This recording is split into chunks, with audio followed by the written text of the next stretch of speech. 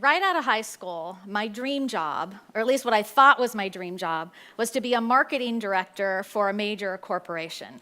And so I went to work for a local bank, and I started mentoring with a woman in their marketing department while I was in college. Well, about 6 months later, the bank filed bankruptcy, and I was all of a sudden out of a job and waving my dream job goodbye. Well, I heard through the family grapevine that my Uncle Dave was looking for somebody to work in his company. And so I went to work for Uncle Dave. And this is where my fascination with technology all started. My Uncle Dave owned a company that installed computers and computer systems networks into medical and dental practices. And so I helped build computers and install networks, and I did a lot of software support. So that went on for a couple years, and then my family moved to Whidbey Island, Washington. And I knew I did not want to do that ferry commute back and forth from the mainland to the Rock. And so in my local paper, in the Whidbey Island News, I found there was a dental office was looking for a front office person.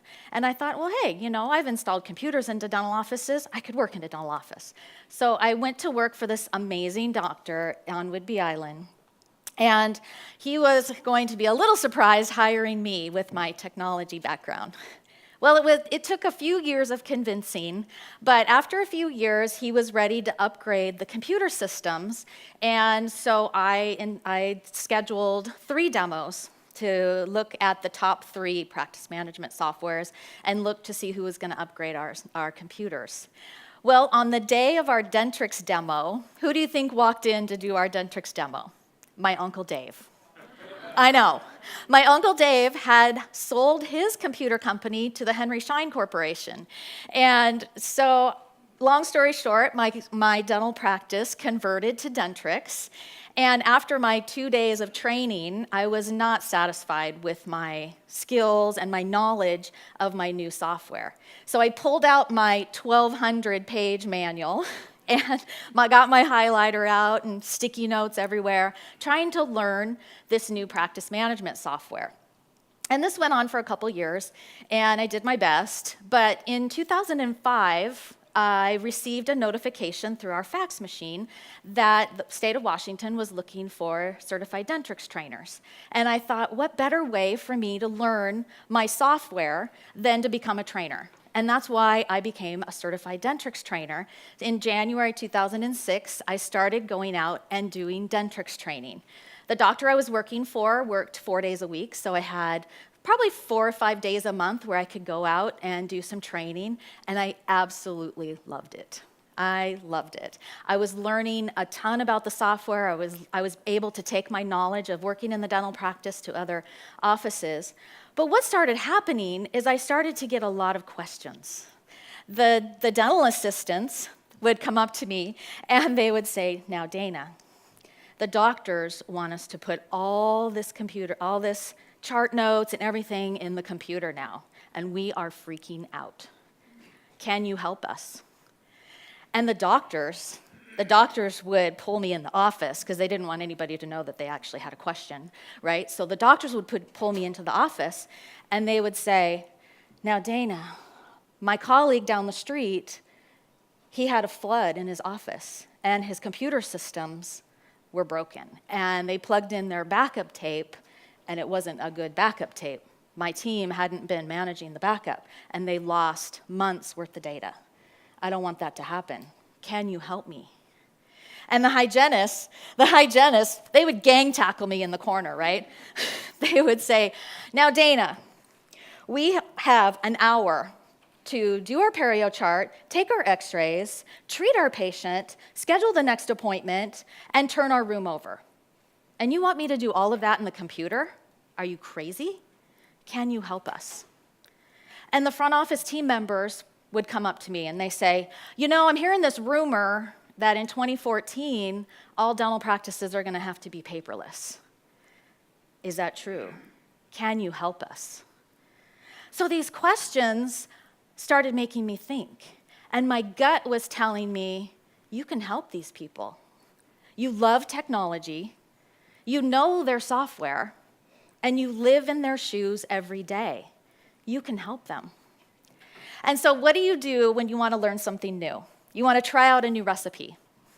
Well, you practice on the people that you love, right? So I went back to my own practice, and I turned my own practice into my own science lab. And my team members became my guinea pigs. And I practiced protocols, and I learned what it took to turn an office paperless. I learned the laws and the rules and efficiencies and all those kinds of things that it took to become paperless. And so that's how the Path to Paperless coaching program was born, was out of those questions and experiences in my own dental practice and my own clients. So it was about 2010, 2011, I guess it was, driving to a new office, and super excited, brand new paperless coaching office. And I was driving to the office, stopped at my local Starbucks so I could get my favorite coffee and my favorite blueberry scone. And I'm driving to the office, I pull into the parking lot, and I knew I was gonna be pretty close and up close with them all day, so pop a piece of Dentine ice gum into, so mask my coffee breath, right? Walk into the office, and the girls at the front office are laughing hysterically. And I'm like, cool, this is gonna be a fun day. Super excited. But they're laughing, and I'm going, well, bummer, I missed the joke. And as I'm walking into the office, I'm looking for a garbage can to throw my gum away, because I don't wanna be chomping on my gum all day, right? And they're still laughing. I'm going, hey, I wanna hear the joke.